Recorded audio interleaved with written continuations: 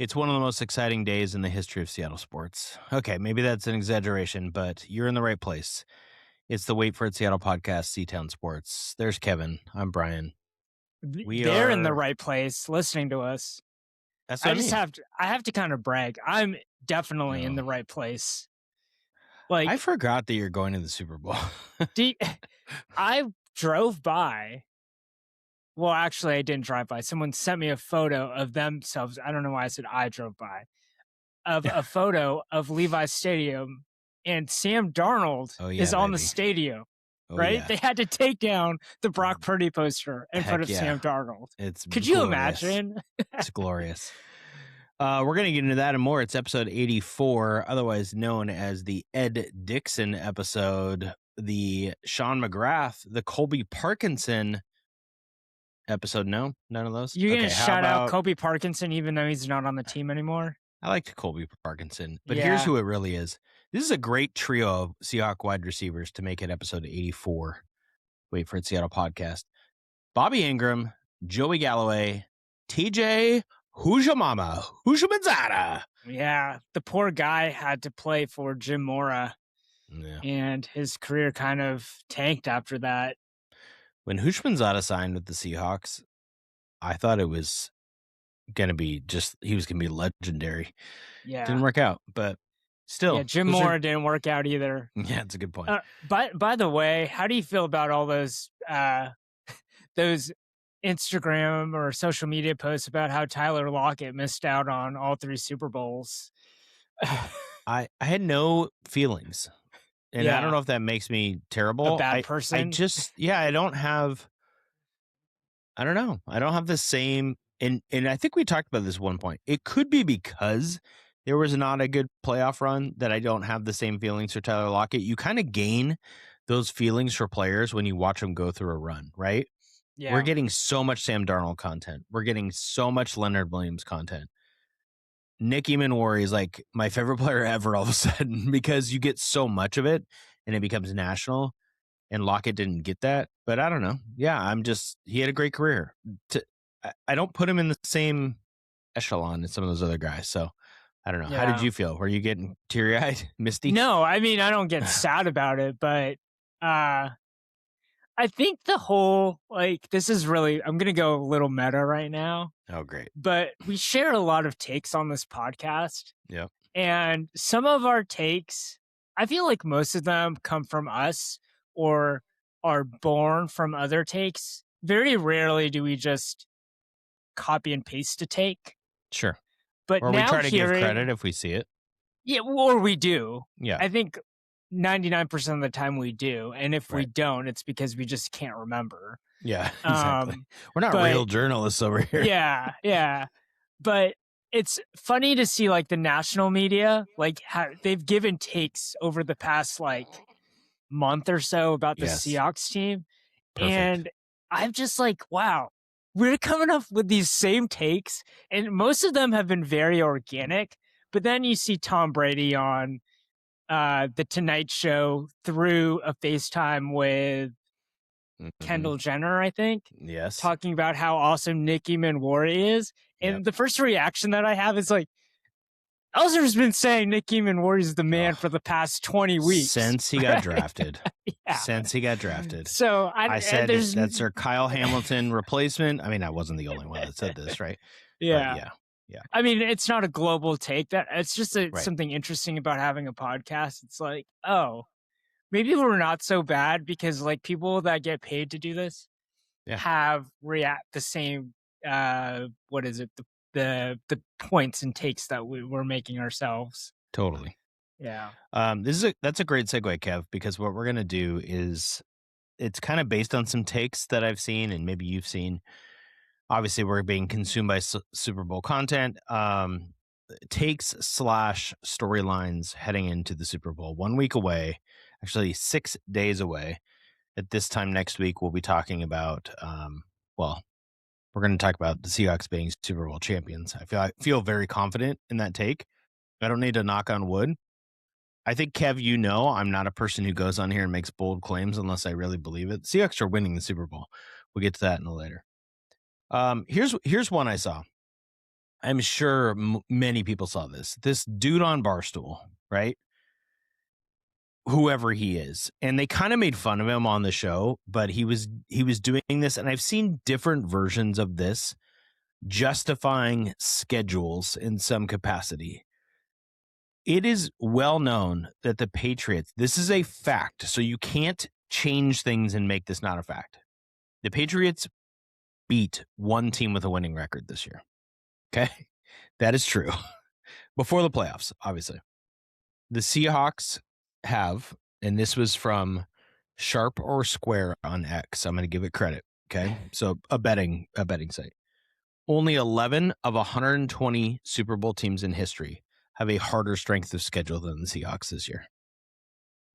They have the 12th hardest of all Super Bowl teams in the history of the NFL.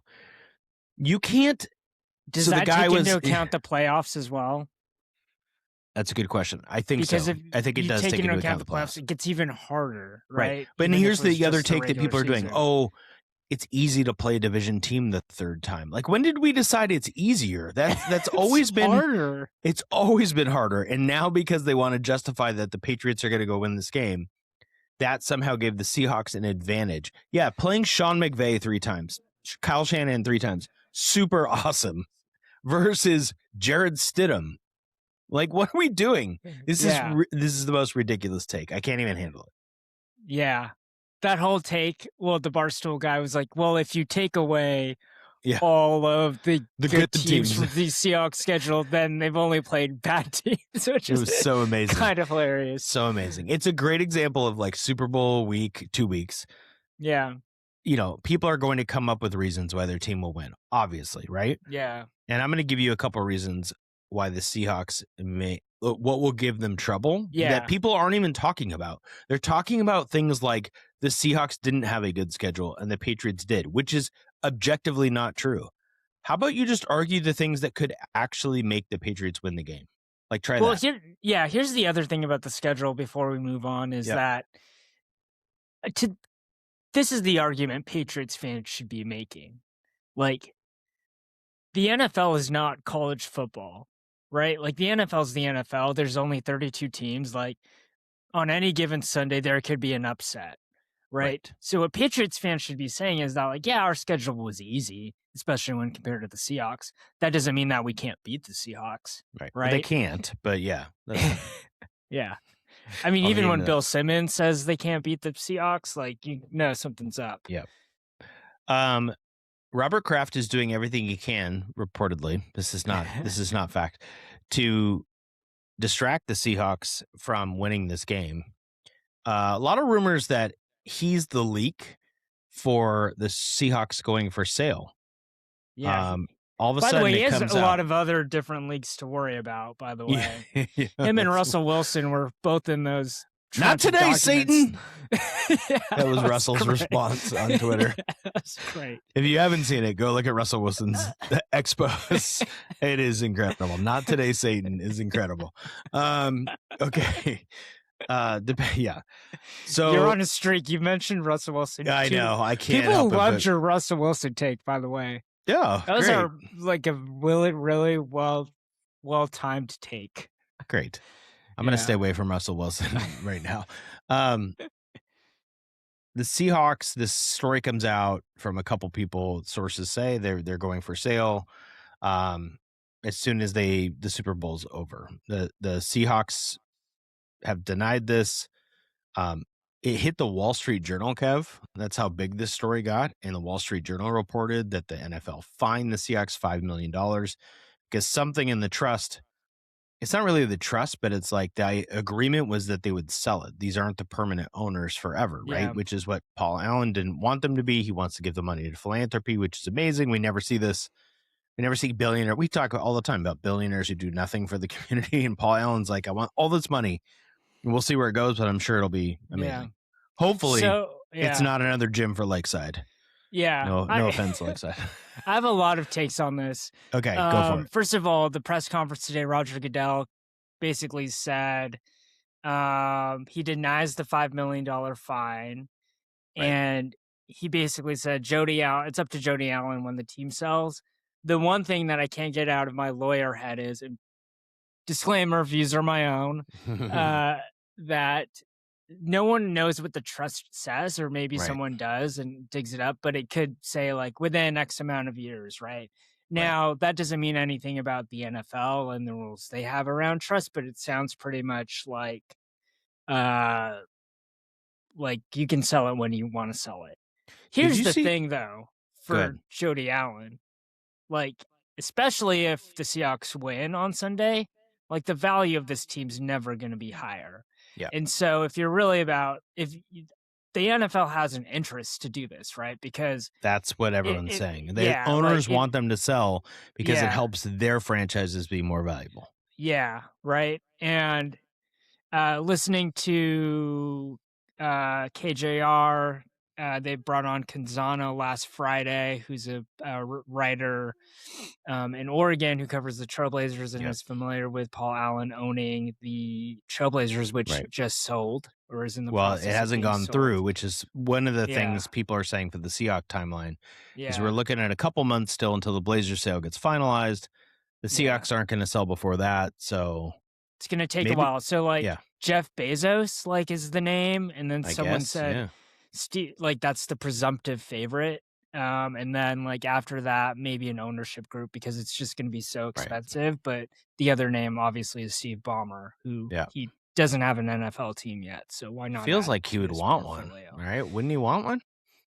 Yeah. I feel like he'd want one. Like But isn't he a basketball guy? I'm totally just is a basketball guy, speculating. but He's a I'm basketball guessing guy. he wouldn't mind owning the Seahawks, and he probably has. Yeah. He has the money, so both of those guys have the money for sure.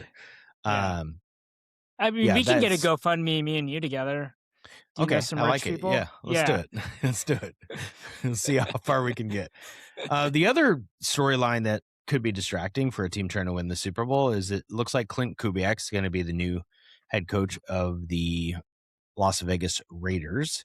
We could talk in the offseason about whether this is a good move for Kubiak or not. I don't think that's the story today. The story is just like, is this bad timing for the Seahawks? Does it matter? What do you think? Yeah, I some of it makes me think, especially after Oregon having both of their coordinators being Mm, announced before they played and then got trounced in the semifinal game. Um, and it makes me think like, is he truly distracted? And you have 2 weeks to prepare for an opponent in the NFL. That's more than enough time, honestly. It's not like these guys are it's probably my point is that like with that more than enough time uh aspect of all of this, like 2 yeah, weeks to prep for the Super Bowl, like unless he was just completely absent the entire time, which I don't think is the case. Like you go for an no, interview, you prep for right, an interview, like they have the material. They just watch the offense and then you right. just go to the interview and make sure that it's a cultural fit. Like not that he can't do the Yeah. job, right? I mean, he did like 5 Zoom interviews before either the Niners or the Rams game, and they were fine. So, Yeah. um, With on less time, right? totally, yes. Yeah. Well, the Niners would have been 2 weeks after the regular season, right? Got it. Depending on when the interviews were. I think his final interview was maybe today. So, McDonald talked about this on 710 when he did his interview after the Rams game. He said basically he gave a lot of credit to a lot of guys on the offensive staff, not just Kubiak. You know, they have a run game coordinator, they have a pass game coordinator, they have an O line coach, they have a running backs coach, and there's analytics guys, and they came up with a lot of the plan, and then they present it to Kubiak. So all those guys are working on stuff, breaking down Patriot film. Also, Mike McDonald, he's gonna support guys trying to go get a job, but that guy's so dialed in. I don't think it's gonna be a factor in this game. Sam Darnold, as we know, could be a factor in this game. The Seahawks' inability to run the ball could be a factor, but I don't think this will be. Um, People are just trying to find stories at this point. yeah, I mean Trying to that one find it seems like the biggest. That's bigger than like the sale's not going to affect anybody on the team, Yeah, I agree. but Kubiak interviewing and maybe potentially having his attention in multiple places. theoretically could have an impact. Right? Hypothetical. Yeah. You giving me a hypothetical? I'm giving you a hypothetical. You are in the state championship with a high school basketball team, boys or girls. Let's just say Seattle Prep. So it makes you love this, makes the hypothetical stronger. More real. Yeah. Your associate head coach the night before the game says he can't make a game planning session because he has to prep, or 2 days before the game, he has to prep for an interview with Eastside Catholic head coach basketball job. They're not in the state tournament. Okay. Are you just like, yes, go do it? Or are you like, the person's immediately fired? This is where I feel like people overvalue like Kubiak's got 24 hours in a day. I know that we have this like romanticized version, and there was that McDonald clip that he only sees his kid 30 minutes a week or whatever, which I think was totally taken out of context. Plus his kid's like 1 year old. No offense, but 1-year-olds can't do a lot. Okay.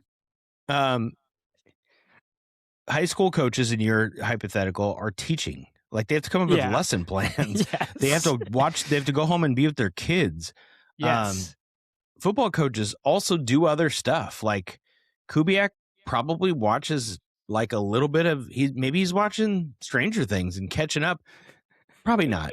But maybe he's got a show he watches for 30 minutes. He's not watching film 20 hours and sleeping 4. Yeah.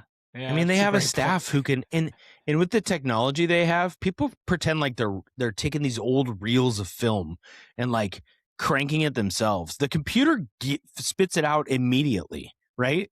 You want to say like, I want to see all 12 personnel, Seahawks plays against a 4-3 or whatever the Patriots are running.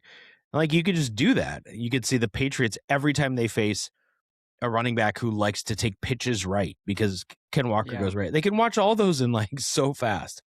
And then they'll have some intern bring them a stat sheet that says what it is. Like it's fine. Kubiak's fine. All right. I was going to kind of, maybe the last one was the defense. This isn't as big of a deal. The Patriots do have a good defense. I want to like segue into a little bit of how I think the Seahawks what I worry about. Okay. I think the Seahawks are going to win the Super Bowl. I think they're going to beat the Patriots. I think the Patriots are going to have trouble scoring. Mostly because the line is only 4.5 though. And I challenge that's a big line for a Super Bowl. Okay. So that was my question. So it's a big line for a Super Bowl. Okay. Yeah. That's more than a field goal. So it's it's a bit like I can't tell you in recent years, but it's one of the bigger ones. And a lot of times, sometimes a 4.5 point favorite loses outright. A lot of times they cover when it's 4.5. It's almost always in the field goal range. They want money on both sides. That's the other thing. It's not so much. They have to find a line that gets them 50% money on both sides so Vegas doesn't lose, because all the bets are going to be like minus 120, right? Meaning you have to bet 12 to win 10. And if that's true, then Vegas is going to win either way. Yeah. So they know what they're doing, obviously. Mike McDonald is 3-0. This is from Seahawks Nerd on X. He's 3-0 and outscored opponents 99-37 coming off a bye week as a head coach. So winning is 2 weeks to prepare. He's never allowed more than 17 points. The Patriots over-under is 19.5 points. They're not going over that number. It's not happening. I'm saying it here first. You can clip it if you want. It's not happening. The Pats fans can come for me afterwards. I'd be happy to be like, you were right. Or like, that's the thing. Well, yeah, well, like, what are you going to do? Yeah, you were right. My prediction was wrong, but my prediction is based on information that I see and me watching football. Drake May is awesome. I am really worried about Drake May running the ball. He's athletic. Oh, so you don't even care if he can't throw the ball, which is like what he can throw. I'm not worried about this shoulder thing. I think he's going to be able to throw. Yeah, really? I don't think it's real. Okay. I think it's fine. Okay. Him running the ball, like the way Purdy, when the Niners were good against the Seahawks, was scrambling. Baker Mayfield, if you go back to the Bucs game, Stafford on that big 3rd down or 4th down play, even though Stafford can't run. I worry about May running the ball when we have like a 3rd and 7 and it feels like you're going to stop him. I worry about the Patriots defense stopping the run.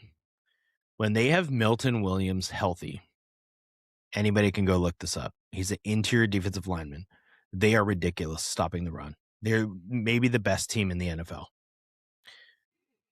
I wonder if the Seahawks will run outside more. They kind of do already. If you think about those Ken Walker pitches and sweeps that he goes outside, they don't really run up the middle that much, especially without Charbonnet. And I'm wondering, I'm not a good enough podcaster to do this research. I'm wondering if the Patriots are as good with runs outside the tackle as inside, because Milton Williams is an inside defensive tackle. So I think that's where they might attack. There's a lot of talk about Christian Gonzalez and Jackson Smith and Jigba. I think he's a really good corner. But I think that's my concern, is if the Seahawks can't run and they have to pass and then they become a little Darnold heavy. I don't like that. And May scrambling for yards. Those are my two worries. The part about the run game not getting going is this kind of the recipe of how they beat the Niners both games is just like controlling the game. Yeah. And so you didn't have a huge margin of victory. I'll look correct. No. Wait, didn't they crush the Niners in the playoffs? 41-6, yes. Yeah, sorry. I'm thinking of the other game. Shaheed returned the kickoff and all that stuff. Yeah. So the game prior to that, like 13-3 in week 18. It still felt like a blowout. But it felt like a blowout because the 49ers offense never really got a chance to get going because the possessions were limited. Yes. Right. So here, right, if the run game doesn't get going, then you start to worry, well, like if Sam Darnold throws a pick and then we're giving Drake May multiple chances, like eventually you're in the NFL, eventually you're playing a team that's made it all the way to the Super Bowl. Like they're going to toss some touchdowns, score some touchdowns. He's an elite deep passer. I just don't think he'll be able to do it given 50-50. Like we don't turn the ball over a bunch. Given that the possession is even close to 50-50, I don't think May's going to be able to do that against the Seahawks. I was just surprised to see his numbers of 35 touchdowns and 10 interceptions. He's great. Like I looked at those numbers and I'm like, man, a second-year quarterback putting up those numbers. Also thinking like, all right, the schedule thing, right? Like obviously you haven't played the Seahawks, right? And this is a second year, and I don't know if you put any credence into like inexperience, but this stage, literally, there's no bigger stage than this. Right. You're second-year quarterback, and you're facing a defense that's throwing things at you that you can't decipher. I think that's legit. And that's what this Mike Macdonald defense has done to it took Stafford a couple times, right? Like a couple games. Actually, the Rams are a bad example. I think Sean McVay's is different. Like, Sean McVay's is different because McDonald has said it. McVay comes up with things on the flip side that the Seahawks haven't seen. And maybe Josh McDaniels can do that for the Patriots. That would be interesting. I think McDonald isn't appreciated. Vrabel's a bigger name. They're like, Vrabel's coached at this level on a staff, been in the Super Bowl. McDonald's never been there. I'm like, well, he was on the Ravens, like when they were really good. He's not like inexperienced in the playoffs, and he's shown he can do it. So I don't know. I was not confident like this with the Mariners. I was not confident like this the last time the Seahawks went to the Super Bowl. Now that they've beaten the Niners and the Rams and the way Darnold's playing, and I go with what you just said. Drake May facing Mike Macdonald. I just don't think it's a contest. Yeah. I'm way more worried about the Rams beating us than the Niners beating us. Like, a ton more worried. Aggregate this clip if it doesn't happen. Go for it. Put it all over Boston media. That's fine. But this is how we feel before the game based on what we see and the facts. And it is not disrespectful to the Patriots. This is observing what we feel. And maybe you feel some Patriots fan feel like it's disrespectful. I don't think it is. I think the Seahawks are better. I think the line says it. I think people are picking it that way. And I think actually East Coast fans are underrating Mike Macdonald. So there you go. All right. Well, there's other awesome news today, Kev. Yeah. Wait, I want to ask you, what are your plans for the Super Bowl? Like, what are you doing? What's I'm gonna go to my mom's house. Nice. She's got a big TV. Nice. We had my sister and my cousin Jim did a little reconnaissance mission of sorts, and set my mom up by asking, where should we watch the Super Bowl? Who is the biggest TV in the family? And she's like, well, and I'm like, oh, it's you. And she was surprised, I think, that people wanted to go over to her house, but it's going to be great. There's a lot of Oh. texts today about what people are making for food. So I'm really What are getting you- excited. I'm more interested in what you're wearing. What are you wearing for the Super Bowl? I'm going to wear my Cortez Kennedy jersey.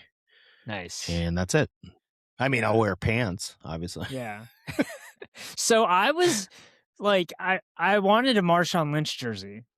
Like a I did too, Kev. I had the So- same thing. So I will tell you, it is hard to find a men's small Marshawn Lynch jersey. Like those things are like Kev, expensive. you can't find jerseys in Seattle right now. So this is a great way to finish this up. I had one of our listeners, Justin, we went to the Husky women's basketball game, and he's like, it Yeah. feels different. It doesn't feel like the last time when people were wearing all the jerseys. I'm like, wearing the jerseys and all that. And Yeah. he's like, are people as excited? And if you go, which my wife did, because we tried to get Felix a Jackson Smith and Jigba jersey. It was our deal if they made the Super Bowl.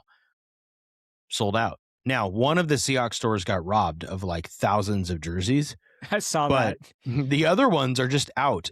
Dana sent Wait. Correction. Thousands of dollars of jerseys, not thousands actually, of jerseys. Well, hundreds of jerseys, probably. Yeah, hundreds of I jerseys. saw a right, video but- of it. Like Yeah. it's hundreds of jerseys, Yeah. thousands of dollars. You're right. Yeah. Someone Dana said sends- the best take on that is like no one took a Sam Darnold jersey or something like they didn't No, I have steal. it. I have it even better for you. Dana went to one of the stores, and all they had left in youth jerseys was Tariq Woolen. And they had a whole rack of Tariq Woolen. Nobody wanted. It's Every like other the one is player out. that just left. Like so, it would be Yeah, like all the yeah. Tyler Lockett jerseys, right? Yes. Yes. I think the other thing about it is that it's the superstar problem. So like, it's like, does my mom know who these players are? Does Right? your mom know who these players are? Right? Like, Right. there's maybe like Great call.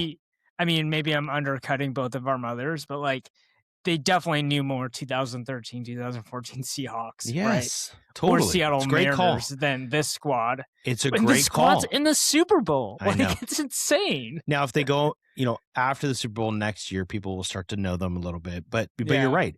Think about the Mariners run. How many people know Cal and Julio? How many people know Josh Naylor? I posted on my yeah. Instagram a picture of Josh Naylor. Now has his picture up on First Avenue Yeah. on the silhouettes, which is awesome. And it's him Yeah. backflipping. It's so Yeah. cool. And one of the people at our school who was not a baseball fan responded Yeah. on Instagram, he's my favorite. Like she knows who Josh Naylor is. Yeah. And she's not watching, whatever. My Yeah. point is, you're right. It's a superstar problem. But thankfully, we have the Seahawks and we have the Mariners, Kev. And the Mariners made a big trade today. Yeah. Yeah, you should be more excited, Kevin. I mean, it was the trade that everyone's been like, they're in conversation. Yeah, and that and, like, never I don't- happens with the Mariners. Like, They I never don't do it know, when it's like, a rumor. Why it like took so long for this to finally be? I think it was like a third team.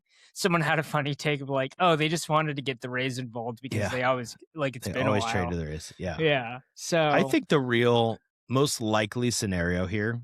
So let's talk about the trade and then why it took for a Yeah. while. Yeah. So the What's Mariners trade? finally acquired Brendan Donovan, who can play second base for sure, outfield for sure, theoretically third base. He actually hasn't played that much third base, but he's a utility guy. I'll talk about how awesome Brendan Donovan is. The second, they had to trade away Ben Williamson, Sinche, the switch pitcher, who's maybe not a switch pitcher anymore, but throws hard, and Ty Pete, who is their 11th or 12th overall prospect. So two top-ish guys and a competitive round B draft pick in 2026. I'm gonna act like I know what that is. It's just like in between the first and second round. It's based on like when you lose guys in free agency type of thing. It's So like it's a like an- platform 9 3/4 round. Like it's so weird. Like it's between Nice round reference, one Kev. That was and good. round 2. It's kind of, it's good players. You can get a good player in Yeah. that place. So, the Mariners, it's a great trade for the Mariners. It's not a bad trade for the Cardinals at all. In fact, you could say the Cardinals won this trade, but for what the Mariners need, it's awesome. the Mariners were very close to entering the season with Cole Young at second and Ben Williamson / 20-year-old Colt Emerson as their third baseman. Gino Suarez signs in Cincinnati. He's gone. Mariners Can you believe clearly. he only $15 million for I can a totally guy that believe it hit? because he strikes out so much. Yeah. Like, I it's mean, crazy. and he's older, but you're right. In some ways, like in a different era, he goes for like a huge contract. Brendan Donovan does not strike out a lot. Really low strikeout rates, gets on base.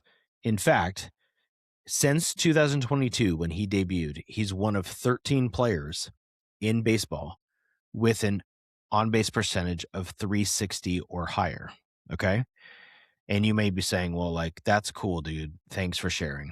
But I have to hold on. I got to pull it up because it's worth it. This is a list that includes names like Aaron Judge, Bobby Witt, Shohei Ohtani, Christian Yelich. Like the list goes on and on and on. Bryce Harper, Kyle Tucker, Vladimir Guerrero Jr., Mookie Betts, Jose Altuve, and Donovan's on this list. He's a 361 batting average over that time. He doesn't strike out. He gets on base. It's exactly what the Mariners need. It's awesome. They traded away no one from the current roster. They did not trade Ryan Sloan. They did not trade Cade Anderson. They did not trade Emerson. They did not trade Las Montes or Celestine. All these Michael Arroyo. They have all these prospects, and they get to keep them. And they get Brendan Donovan, who's under control this year and next year at a very reasonable price. It's an awesome trade for the Mariners. They are immediately better. Yeah. I was listening to DePoto's interview with KJR. Yep. Now you know what I was listening to, hour one of the show. And this was before the trade, and he was expressing what the remaining holes were. Yep. And he said that honestly, like, Polanco was choice one, and he left. And so that's what Donovan does. It's like kind of this like veteran utility role. But I almost feel better about Donovan than I do if we had brought Polanco back. And I know that's kind of So like, how about this, Kev? Yeah. WRC Plus, which we've talked about in this podcast before, wins, weighted runs created. yeah, How valuable of a hitter you are. Donovan's actually higher over the past few years than Jorge Polanco. It's very close, but you're essentially replacing him, as you said, with more contact, less power, better batting average. Polanco was awesome last year. Donovan's about $15 million cheaper. Yep. Right? Yep. Like, now, if you sign Polanco and they get him for that deal, and they don't trade for Donovan, you don't give up any of your prospects. But there is a point where, like, all these guys can't be on the roster. They're not all going to work out. That's what they ultimately decided with Harry Ford, right? Which was kind of the most obvious to us. Like, oh, you have a potential future Hall of Fame catcher. Like, you just got to trade Harry Ford away. Yep. And the guy they are keeping, Colt Emerson, who they weren't going to trade for Brendan Donovan, DePoto's comparing him to Junior. Not really, but like he said, it's like Junior when he debuted in 1989. He's going to knock the doors down on the ceiling. Whatever that analogy is, he's going to blow the doors off, right? Yeah. I told you this on this podcast. I went and saw Colt Emerson in person at Everett last year.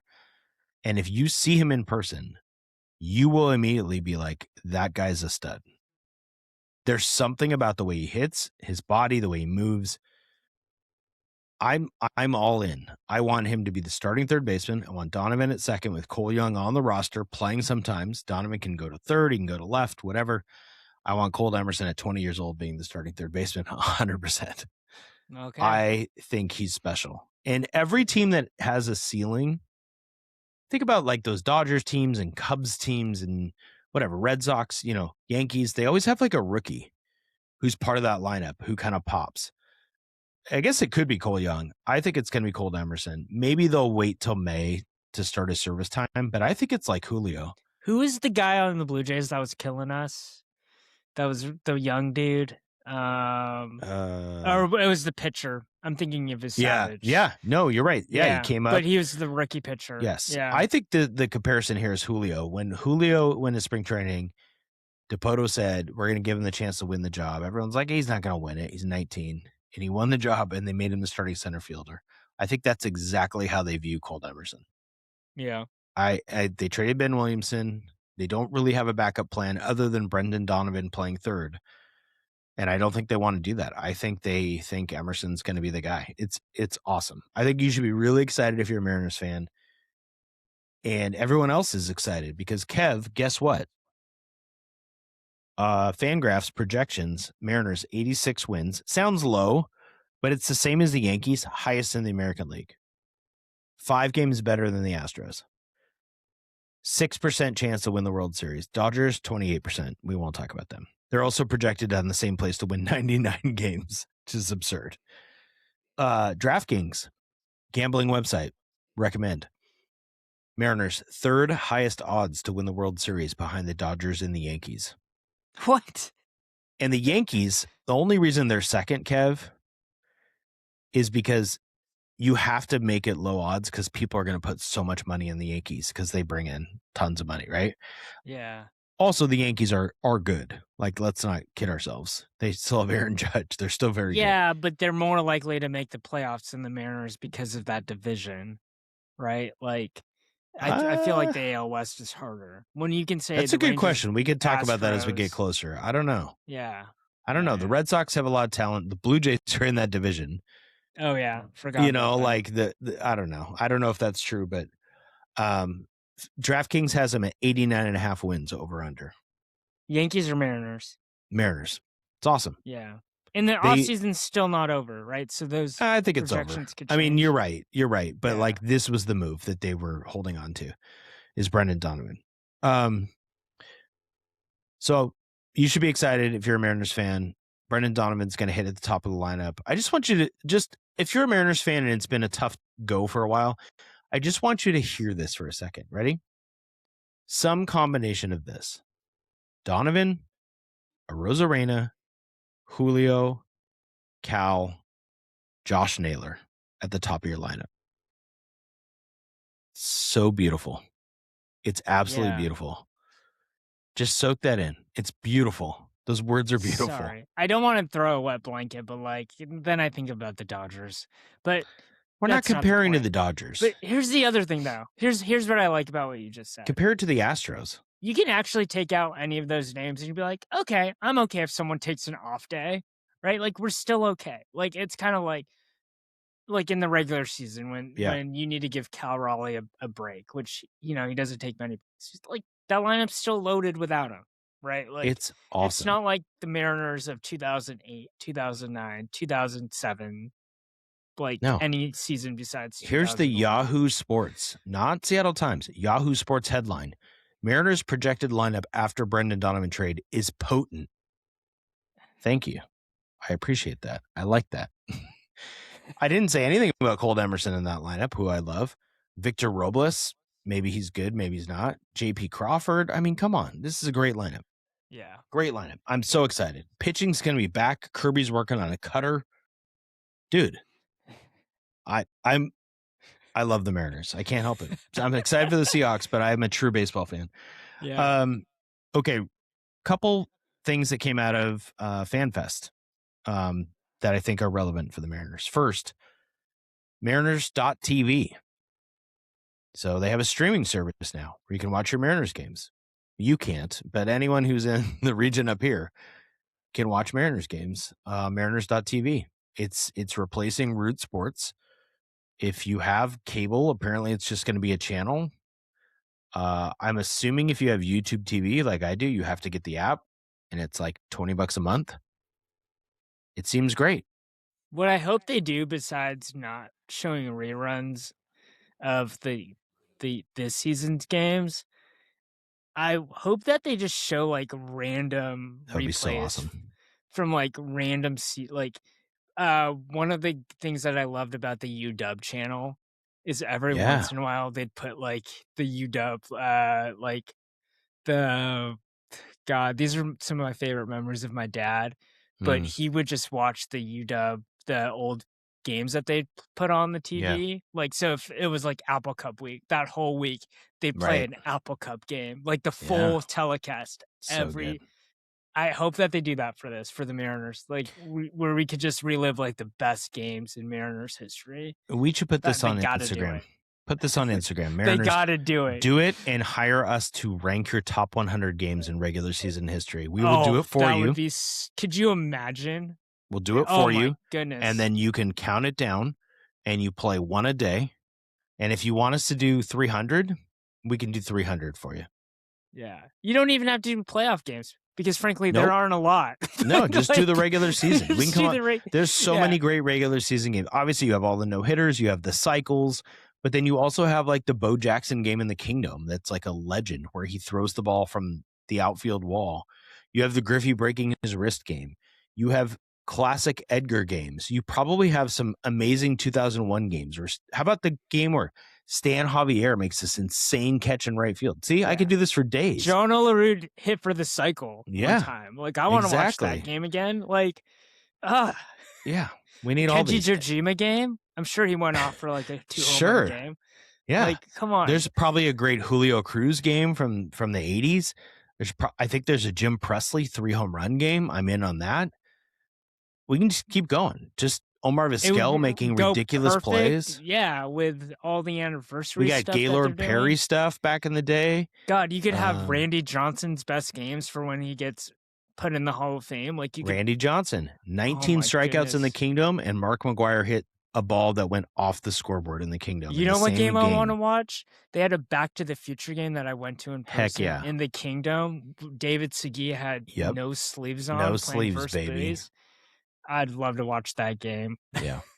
All right, Mariners. So there you go. We're for hire. Yeah. Okay, so that was one. Number two, related to uniforms, Kev. Josh Naylor comes out and they announce they're getting rid of the Sunday cream uniforms, replacing it with the Seattle Steelheads uniforms for all Sunday home games. The Steelheads were the 1946 Negro League team in Seattle. It's an anniversary year. They're also giving money towards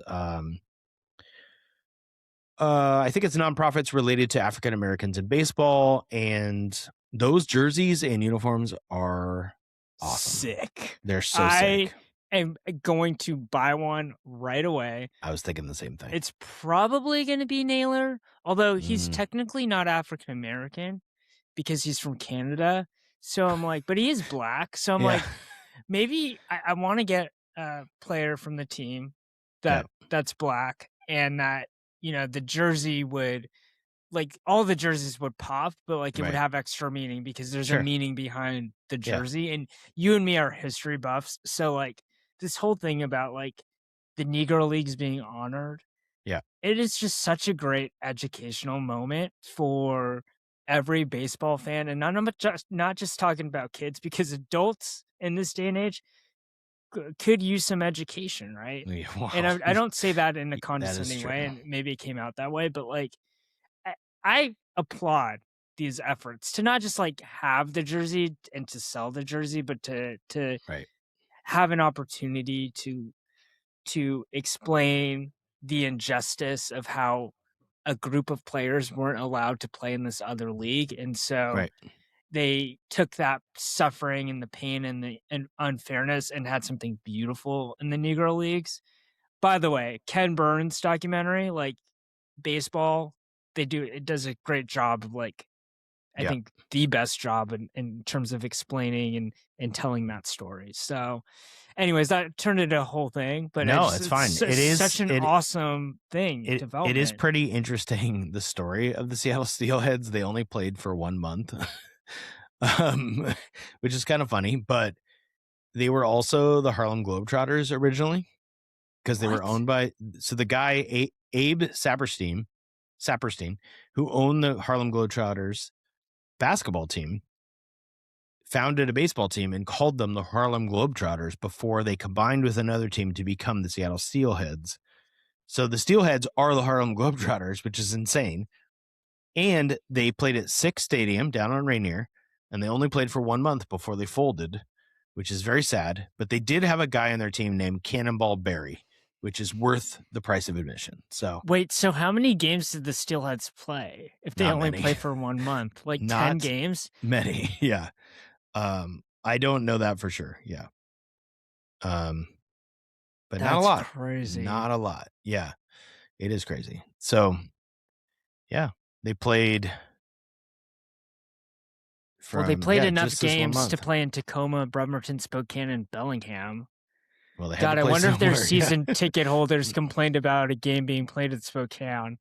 Anyways, It's there's lots of great stories you can find. Yeah. The KUOW did a great story about it. You know, they're part of something amazing. They played their first game June 1st, 1946. Was their first game. So, and in 1947, Jackie Robinson became the first black baseball player in Major League Baseball. So it's very cool that they're wearing these on Sundays. As we said, the uniforms pop. They look amazing. It's a great, great thing. So we've got Mariners.tv. We have Steelheads uniforms on Sundays, which is awesome. By the way, related to jerseys, I want a Felix Hernandez jersey, like you want a Lynch and I want a Lynch jersey.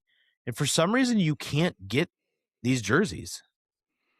Like they don't sell Felix Hernandez jerseys. They don't sell Marshawn Lynch jerseys. Lynch jersey. This is where and I don't know if there's some like, I don't know. There's something obviously there, right? Somebody owns the rights or something that's happening that is preventing it from going on. Like I've always thought if the Mariners just sold so many random players, wouldn't somebody buy a Stan Javier jersey? There's got to be people out there who are like, I loved him. Mark McLemore, right? People would buy these, I feel like. So I don't know the licensing or what's going on, or maybe it's just cost benefit analysis, but certainly Felix Hernandez jerseys would sell. Yeah. Anyway, so that pisses me off. But that's what I got to get. I got to get a Lynch jersey and a Felix jersey. The other one that they revealed related to Mark McLemore is they're going to have a statue in center field of McLemore and Cameron holding up the American flag when they won their 116th game in 2001. It's kind of a tribute to 9/11, right? And also that 116 win team. I think it's much more the 116 win team. It just happens to be, it was a pretty patriotic moment, even if in retrospect that changes people's opinions of what it was later on because of the resulting actions of presidents and military occupations and whatever. But at the time, like I was 22 years old and it was a big deal, you know, to come back and play sports again when nobody knew what was going to happen in the country. And then it was a very cool moment to see McLemore and Cameron with the flag. And I think by the way, if you weren't alive during 2001, Brian is referencing a player named Mark McLemore and not the rapper Macklemore, who's currently banned, whose songs are banned from playing at Safeco at T-Mobile Park. I think they're going to get over that too, but yeah, we'll see. We'll see.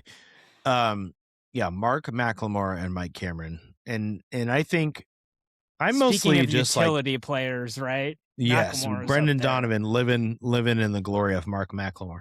I think this is a great thing. I think the Mariners are doing an awesome job. The Ichiro statue's coming. This statue's coming. Like they should absolutely be celebrating their history, right? Isn't that? Yeah. The one last thing.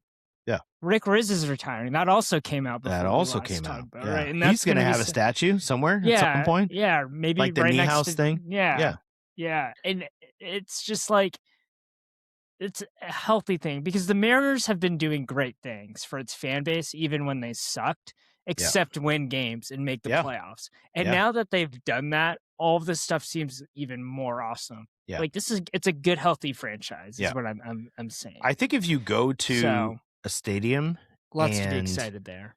You're visiting a visitor stadium and you say to yourself, hey, what am I going to go see when I get to the stadium? You absolutely want to go visit like statues and different things. And so the Mariners having an Ichiro statue, having an Edgar statue, having a Griffey statue is a very cool thing to have, along with the Dave Niehaus. And if they have a Rick Riz in the 2001, like that's what you want to see when you visit another stadium.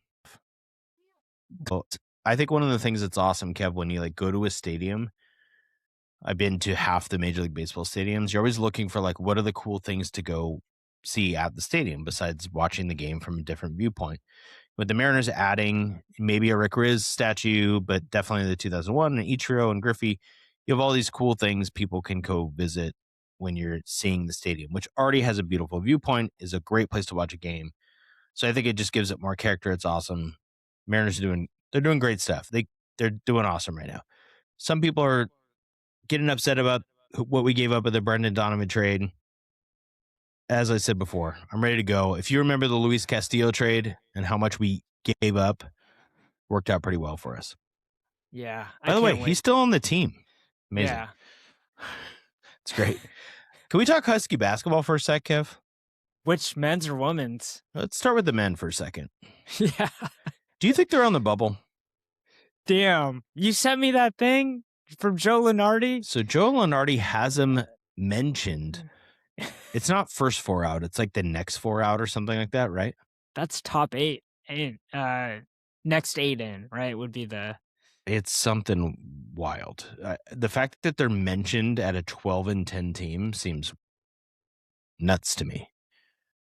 But do you know why they are being mentioned in that capacity? Is it their net rank? It is. Well, it is that. They're pretty high. They're actually not far away from the Santa Clara University, who is in the first 4 out by Joe Lunardi, by the way. Not far away.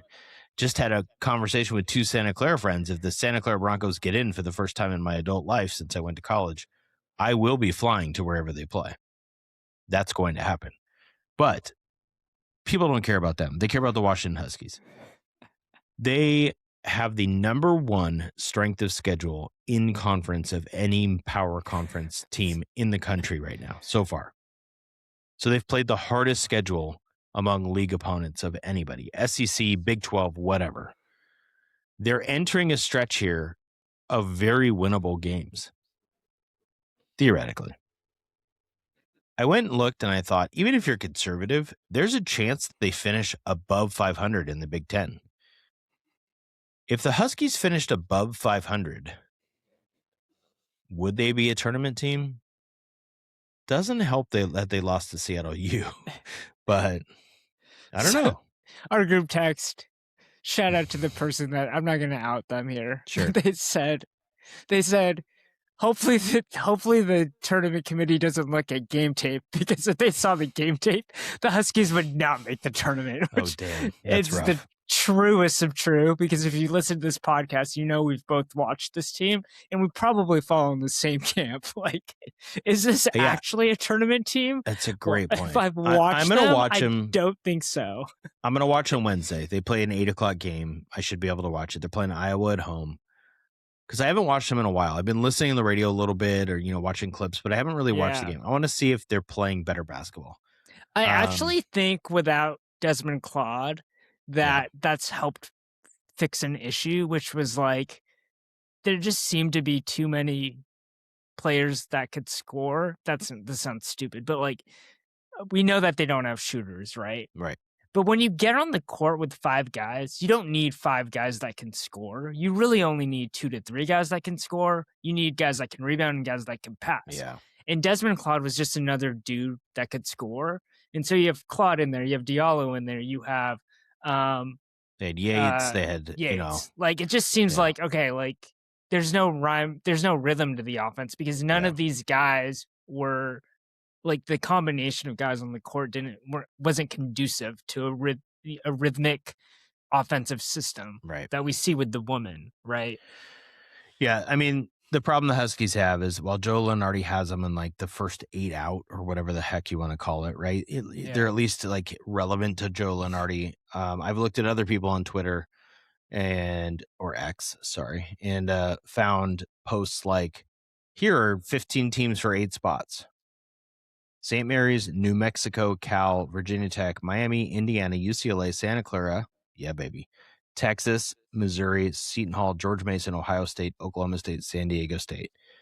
And this person is saying 15 teams for 8 spots. Huskies not even in the mix, right? So it just feels like it's not going to happen. Yeah.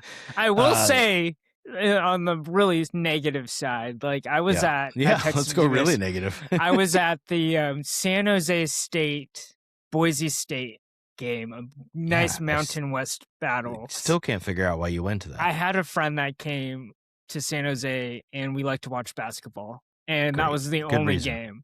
Good And reason. so we go to this game and it's like the saddest thing, story time. $6 tickets, right, to Nice. get in, which is like unheard of.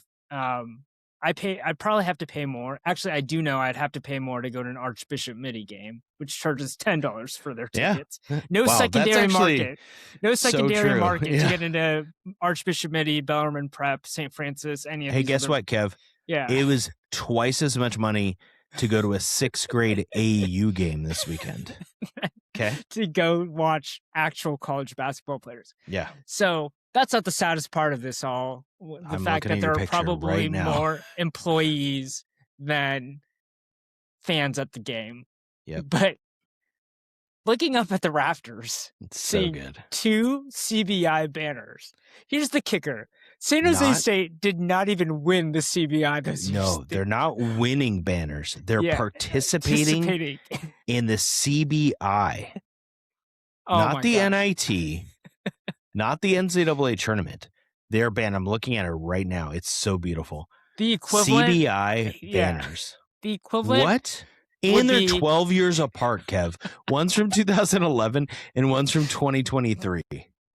Yeah. Someone's like, we need to celebrate something. We have not had something to celebrate for a long time. Here's what they have to celebrate at San Jose State University, which has no comparison to Santa Clara, by the way. The fact the Seahawks are practicing there this week? 100%. That's the only thing they have. It's the only thing they have. And yeah, if you're a San Jose State grad, congrats. Come for us on TikTok. Yeah. Shout out to any Seattle natives that are big Seattle sports fans and just like walked out of their dorm room to see Nikki Minwari warming up. Like, that'd be the coolest thing. There's no way anyone from Seattle goes to San Jose State. Okay. It's not even possible. The women, on the other hand, Husky women, they are projected. I looked at 3 different brackets to see where they're projected. 6 seed, 7 seed, 7 seed.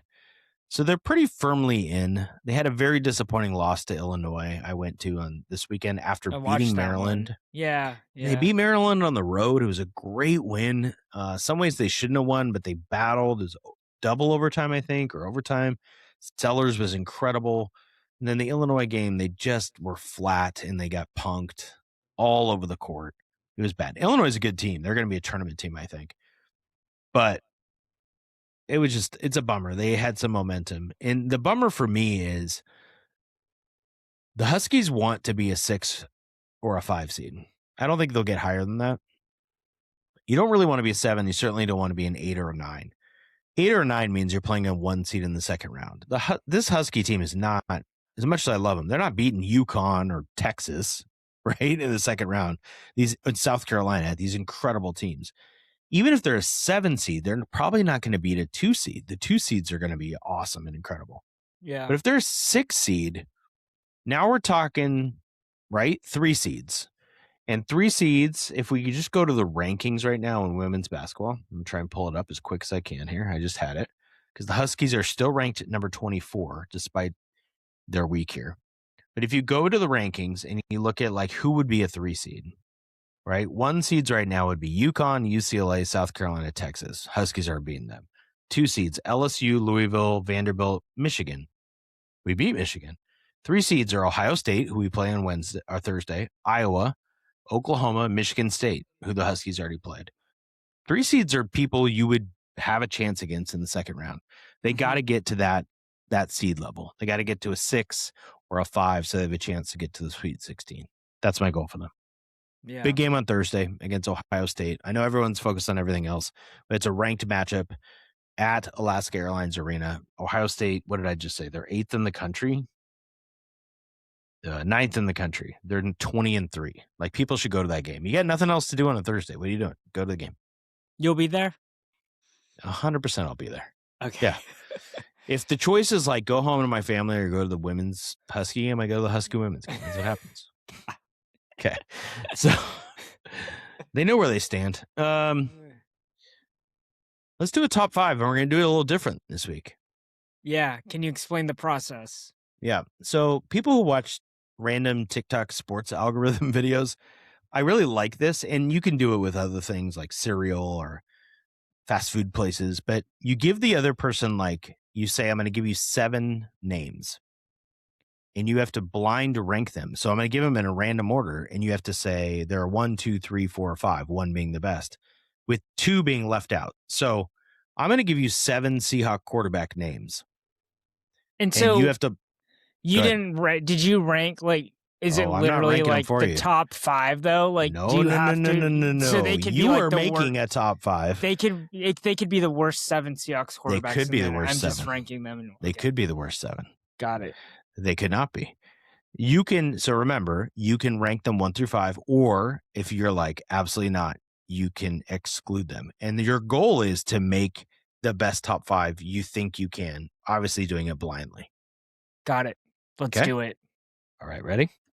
Yep. John Kitna. I love him because he was. You going to rank him? You going to rank him, or before are you going to Matt exclude him? Hasselbeck. I'm including him. Okay, great. I you feel gonna like put you're him? going to burn me with all the guys from the 80s and 90s, but I'm I going would to never put do him that to you. at number 5. Okay, Kitna's 5. Stan Gelbaugh. Oh, leaving him out. Okay, Gelbaugh's out. Warren Moon.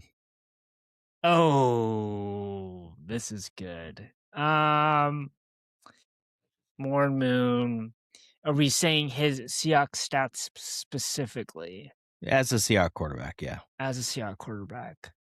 And he played for like the Oilers too. Didn't he play in the CFL too? Yeah, like if you went all time, Moon might be your 1, but I'm doing more as a Seahawks quarterback, yeah. Yeah, let's put him at 3. Okay. Russell Wilson. Number 1. Oh, look at you. Seneca Wallace. Ah, really? Leave him out. Okay. So now I'm stuck So you got 2 left. In spots 2 Sam and 4. Darnold. Okay, so I put Moon at 3. I have to put Darnold at 4. Last one, Dave Craig. Oh, number 2. It's actually not bad, Kev. It's not bad. So I think because you didn't know I wasn't going to give you Hasselbeck, right? Because that would obviously be 2. It would go Russ 1, Hasselbeck 2. I think that's fair. I didn't give you Gino. I wasn't going to do that. I'm not ready to talk about Gino. So your ranking order blindly. You did this blindly. You did a great job. Russell 1, Craig 2, Moon 3, Darnold 4, Kitna 5. Yep. And you left out Stan Gelbaugh and Seneca Wallace. You did a good job. I could have made it harder. I could have gone like instead of Moon, giving you like John Freeze. So you had to rank one of those guys. Yeah. But there you go. It's kind of fun. I like it. All right. All right. I'm going to give you Husky men's basketball players. All time. All time. Okay, I'm ready. I'm writing it down as we go. Okay, good. John Brockman. Oh, man. He's got to be on the list for me. He's 4. He's 4. Yeah. Okay. Let's go. See, this is unfair because this is what you do. You're looking at a list right now and you didn't write down the 7 before we got in here. Because when I say Brockman 4, now you can change who you want to add. You have to go into it with the 7 names, Kevin. Here's the list. I have Kevin. I have a list of more than 7. I'm literally going down the list of guys that I know. There's guys that I don't know and guys that I know. All right. Is that fair? Is that fair? Sure. Okay. Next. Marquise Chris. Off. I'm not a Chris fan. He's out. Will Conroy. 5. Love Will Conroy. Justin Detman. You're going to get mad at me. He's out. He's out. Now I got to include someone in the top 3 who's going to be not good at basketball. Okay. Justin Holiday. Frick. 3. DeJounte I would Murray. probably put Brockman above him. Yeah. But go ahead. DeJounte Murray. He's 2. Yeah. And then Quincy Pondexter. Frick. 1. That's not terrible. Not that bad. It's not terrible. Here's my 5. Ready? I have Pondexter 1, DeJounte Murray 2, Justin Holiday 3, Brockman 4, Conroy 5, Chris and Dentman out. I think I would keep those two out if I didn't do it blindly. And I'd probably put Brockman 2, Holiday 3, Murray 4, Conroy 5, maybe switch those last two. And mine's based on impact, not stats, right? Like Conroy and then played on it's some real totally different if you're like, who's the better NBA player, right? Right. Well, Brockman's NBA career is incredibly underrated. He had a nice little 3-year run, 4-year run. Yeah, Pondexter had it. Yeah. Murray's the best pro, right? Out of those guys, or maybe Holiday? No. Yeah. Not Holiday. He's not the better Holiday. There's 3 of them. So that's kind of fun. It's kind of fun to do the blind ranks. It also gives us, we've been something doing this 84 episodes. We got to add something different a little bit of time. I think one of these times, especially when we're in spring training and talking about the Kraken, which is going to make you miserable, we'll have to like blind rank sandwiches or something like that where it's not sports. Yeah. Actually, I wouldn't be opposed to that. Of course you wouldn't. It's great. Yeah, it's good. Speaking what can of make this year better? Yeah. The Sonics just coming like, back. There's a big game this weekend. Gosh. Can you believe it? I'm still in shock that they're in it. Oh, I thought you couldn't believe that we got Brendan Donovan. I'm in. No. Go Mariners, baby. All right, we're going to be talking about a Seahawks victory next week. Here we go. All right, go Hawks.